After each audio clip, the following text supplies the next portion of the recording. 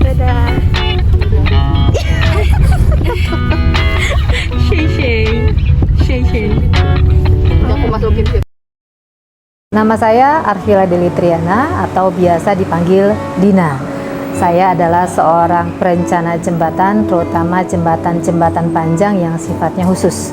Saya lahir di Tebing Tinggi, Sumatera Utara, hampir 53 tahun yang lalu, atau tepatnya 23 April tahun 1970. Saya sejak kecil sekolah di Bandung, dan kebetulan waktu SMA saya bersekolah juga di SMA Negeri 3 Bandung. Kemudian saya melanjutkan pendidikan teknik sipil di Institut Teknologi Bandung pada tahun 1989.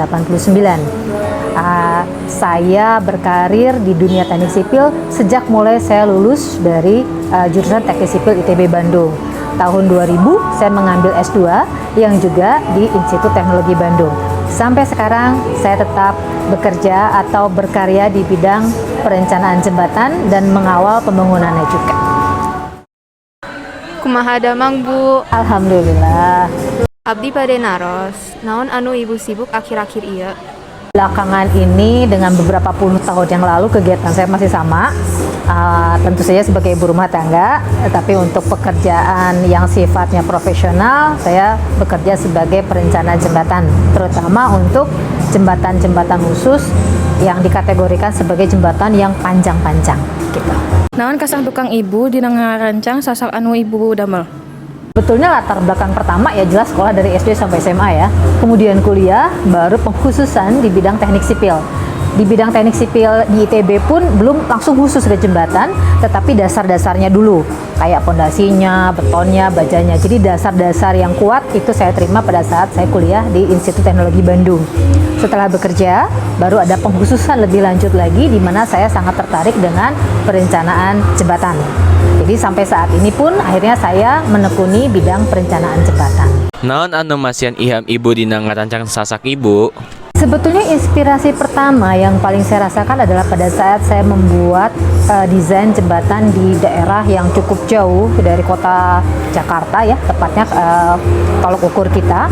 Dan di sana yang semula nih anak-anak sekolah kayak kalian kalau mau pergi sekolah harus naik rakit, naik sampan, atau bahkan ya pernah lihat lah ya di video-video yang cukup riskan buat kalian. Pada saat jembatan dibangun sangat mudah. Jadi sangat mempermudah kehidupan orang. Disitulah saya langsung tanda kutip ya jatuh cinta pada pekerjaan mendesain jembatan. Karena saya bisa merasakan manfaat yang luar biasa dan memberikan kebahagiaan kepada saya pribadi setelah melihat orang-orang begitu bahagianya bisa melewati jembatan. Itu yang menjadi inspirasi saya kenapa sampai saat ini saya mendedikasikan diri di pekerjaan perencanaan jembatan. Sasak naon anu ibu rancang ayeuna? Mungkin yang kalian dengar yang banyak di pemberitaan itu adalah jembatan LRT Kuningan di Jakarta. Dia untuk jembatan kereta ringan. Nah, dia punya bentang tengahnya itu 148 meter, nggak ada kakinya. Jadi orang bilang dari kaki ke kaki panjangnya 148 meter dan dia lengkung. Saya tidak pernah tahu sebelumnya, tapi ternyata jembatan ini adalah jembatan lengkung terpanjang yang ada pertama di Indonesia. Konon katanya di dunia, tapi yang mendapat penghargaan rekor muri itu adalah sebagai jembatan lengkung terpanjang di Indonesia. Sabaraha lami ibu ngarancang sasak ieu? Kalau mendesain secara intens sebetulnya 3-6 bulan ya. Tetapi dalam pelaksanaannya saya sebagai perencana itu mengawal. Jadi memperhatikan apakah yang dikerjakan sudah sesuai dengan apa yang saya rencanakan. Karena saya sangat berharap apa yang saya rencanakan bisa terbangun dengan baik oleh kontraktor.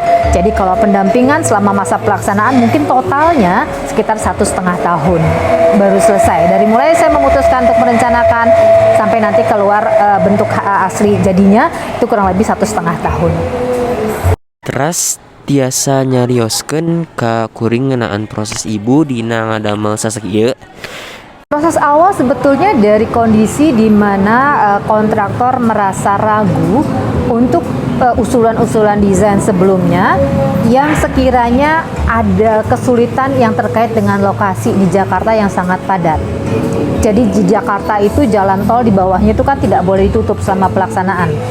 Kemudian ada hal-hal yang membuat jembatan tersebut menjadi mahal. Sehingga saya diminta untuk memberikan masukan.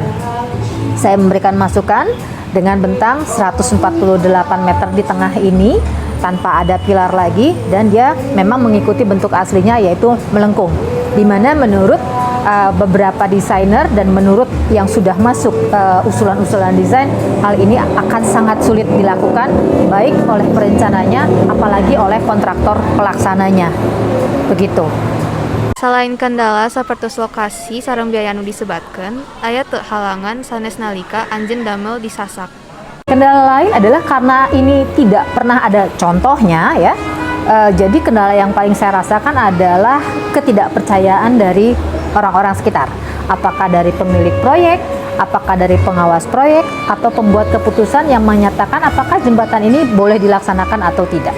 Jadi kendala yang cukup membuat saya jujur aja menjadi suatu tantangan tersendiri untuk membuktikan bahwa apa yang ide saya ini bisa dilakukan terutama oleh orang Indonesia, karena kebetulan di LRT ini melibatkan berbagai macam bangsa dan negara gitu, dimana Indonesia sebagai pemilik lokasi ya, pemilik LRT itu sendiri seolah-olah menjadi tidak dipercayai bahwa kita memang mampu untuk melaksanakan desain dan pembangunan jembatan seperti itu. Jadi kendala yang cukup membuat saya terpacu untuk bisa membuktikan kurang lebih karena orang-orang di awal underestimate ya, bahasa kerennya mah ya, atau kurang percaya bahwa kita mampu untuk melaksanakan, merencanakan dan membangun jembatan ini gitu. Nalika ibu nepikeun pamanggih ibu ngeunaan Sasak ieu, loba jalma anu underestimate ibu. Sajabati eta aya respon positif. Respon positif yang sangat saya hargai adalah dari pemilik proyek Kementerian Perhubungan yang memang saya sudah sering membantunya, dan kontraktor pelaksana yang memang juga saya sering bekerja sama dengan mereka. Jadi respon positif adalah mereka sangat mempercayai saya gitu, walaupun ada beberapa ujian atau tantangan yang harus saya hadapi untuk saya jawab, tapi mereka pada intinya mempercayai saya sehingga tantangan-tantangan tanda kutip yang diminta oleh dari berbagai macam pihak pengawas dan sebagainya itu bisa saya jawab dan membuat pemilik proyek dan kontraktor merasa cukup percaya diri untuk melanjutkan atau melaksanakan ide yang saya sampaikan tadi gitu. Saparantos Sasak narengse, naon harapan ibu ti Sasak ieu? Jelas harapan saya karena jembatan ini menghubungkan suatu rangkaian jembatan yang panjang itu sekitar 39 km. Jembatan saya sendiri mungkin hanya sekitar 200-an kilometer. Tetapi kalau nggak ada yang tengah ini, semua rangkaian itu tidak tersambung. Nah, tetap harapan saya adalah apapun yang saya desain, yang pada akhirnya terbangun, itu bisa bermanfaat untuk masyarakat. Itu yang paling penting, karena memang nyawa dari desain jembatan dan pelaksanaan jembatan itu adalah bisa bermanfaat untuk masyarakat dalam bentuk apapun ya, dalam bentuk ekonomi, dalam bentuk sosial, dalam bentuk hal apapun. Jadi poin saya cuma satu, apapun yang saya buat terutama di LRT Kuningan ini bermanfaat buat masyarakat, terlepas dari yang tadi mungkin kalian pernah baca juga bahwa orang Indonesia merasa cukup bangga bahwa kita mampu mengerjakan pekerjaan yang dianggap sulit oleh orang asing sendiri gitu. Kumaha perasaan ibu saat Sasak ini diwangun? Ibu ngerasa lega sabab underestimate jalmi atau jalmi anu ngarendahkan ibu teh salah atau kumaha? Sebetulnya enggak. Saya lebih ke arah sangat puas dan sangat bahagia bahwa apa yang saya rencanakan bisa terbangun dengan baik tanpa kendala yang ada kendala ya tetapi dengan kendala yang bisa saya lewati dengan baik juga. Saya tidak merasa bahwa nih saya bisa, nih saya mampu, Anda bisa lihat, enggak. Tapi saya merasa bahwa apa yang saya rencanakan, apa yang menjadi ide saya ternyata bisa terwujud dengan baik, dan ekses-ekses atau akibat-akibat positif di baliknya itu saya tidak terlalu saya apresiasi, tapi itu tidak dalam bayangan saya akan terjadi. Jadi yang saya rasakan adalah saya sangat bersyukur jembatan ini bisa terlaksana dengan baik. Itu aja sih sebetulnya. Tina perjalanan kari ibu anu parantos ngalami kalibet dina dunia teknik sipil, upami aya naon saran ti ibu khususna pikeun abdi siswa SMA supados selangkung hade kaharep? Saya selalu pesan pada anak-anak seumur kalian ya, karena anak saya juga seumur kalian. Yang pertama, kalau kerja itu pakai hati. Jadi yang saya sebut pakai hati adalah kita passion di situ. Nah, kalau kita passion di situ, maka ide-ide dan paling penting tanggung jawab itu akan muncul dengan sendirinya. Nah, supaya apa? Supaya kita bisa menghasilkan sesuatu yang baik. Nggak harus dalam bentuk yang katakanlah sophisticated, canggih, nggak. Yang paling sederhana pun, asal kalian melakukannya dengan hati dan tanggung jawab, insya Allah hasilnya pasti bermanfaat.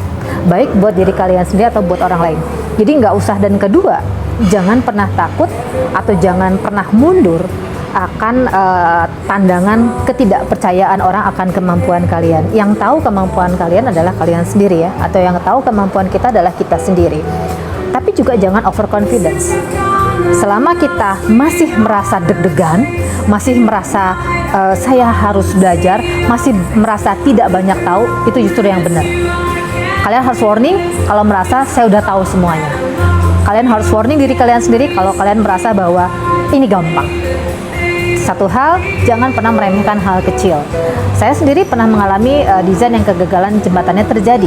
Itu terjadi akibat hal-hal yang kecil. Jadi poin-poin itu yang selalu saya tanamkan kepada anak saya, juga kepada setiap yang nanya, dan kepada diri saya sendiri sampai sekarang. Gitu. Jadi artinya passion, tanggung jawab, dan jangan meremehkan hal-hal yang kecil. Jangan juga overconfidence, tapi jangan juga rendah diri. Gitu.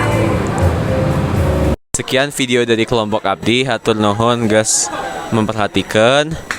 Sampai jumpa.